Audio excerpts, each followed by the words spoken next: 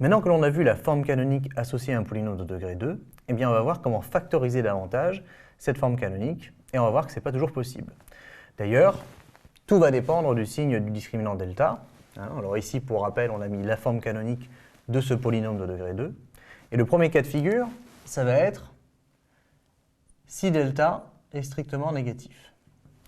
Eh bien, si delta est strictement négatif, en fait, le terme entre crochets est lui strictement positif. Parce qu'on a ici un carré, moins delta, mais delta est négatif, donc moins et moins ça fera plus, et 4a carré est positif. Et donc en fait, on ne peut pas factoriser davantage cette quantité. Et donc, il n'y a pas de factorisation possible. Premier cas de figure. Deuxième cas de figure, eh bien, si delta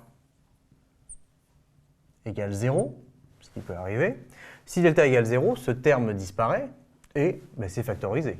J'ai x plus b sur 2a au carré, le tout multiplié par a, et donc dans ce cas de figure-là, eh bien, c'est factorisé. Voilà. Et en fait, le cas de figure le plus intéressant sera si delta est strictement positif. Parce que si delta est strictement positif, maintenant, entre crochets, j'ai une quantité qui ressemble à grand A carré moins grand B carré. Et ça, c'est une entité remarquable qui se factorise sous la forme grand A moins grand B fois grand A plus grand B. Et c'est donc ce qu'on va faire. On va écrire que f de x, eh bien, c'est A fois grand A moins grand B fois grand A plus grand B. Donc, fois x plus b sur 2a moins racine de delta sur 4a2. Attention à ne pas oublier la racine, ici on l'a prise aussi, le terme au carré a disparu, que multiplie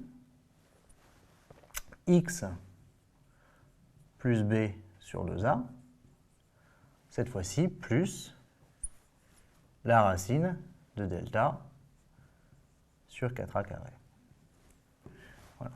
Alors ça peut se réorganiser un tout petit peu, parce que racine de delta sur 4a2, c'est en fait racine de delta sur 2a, et 2a, c'est le dénominateur commun ici, et donc on va se retrouver avec a facteur de x plus b moins racine de delta sur 2a,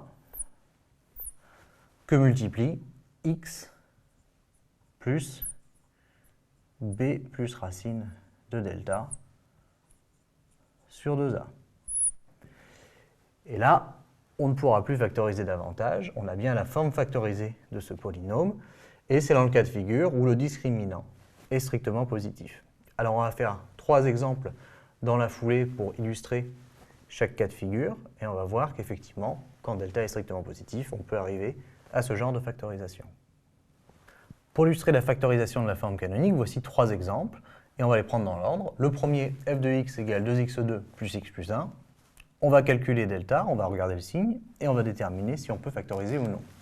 Delta, c'est la quantité b carré moins 4ac, c'est-à-dire 1 au carré moins 4 fois a fois c, c'est-à-dire moins 4 fois 2 fois 1, c'est-à-dire 1 moins 8, ce qui fait moins 7. Et moins 7, évidemment, c'est strictement négatif. Et donc, on ne pourra pas factoriser ce polynôme plus que sa forme canonique.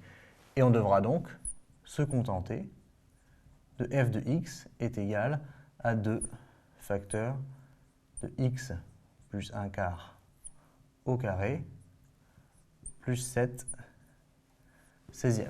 Alors, vous pouvez vérifier pour vous entraîner que ça, c'est bien la forme canonique de f de x.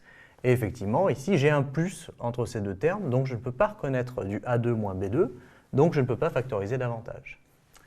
Ici, g de x, je fais la même chose, je calcule delta, je trouve delta est égal à moins 4 au carré, ce qui va faire 16, moins 4 AC, c'est-à-dire moins 4 fois 1 fois 4, et donc 16 moins 16, eh bien ça me fait 0.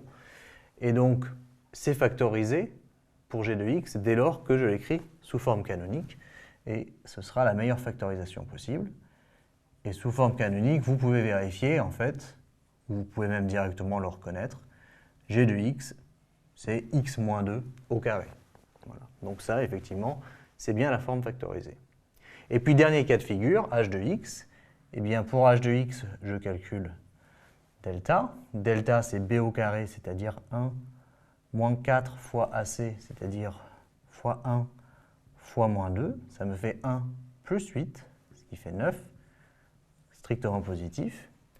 Et donc, maintenant, je sais que pour factoriser h de x, je peux l'écrire sous la forme a facteur de x plus b moins racine de delta sur 2a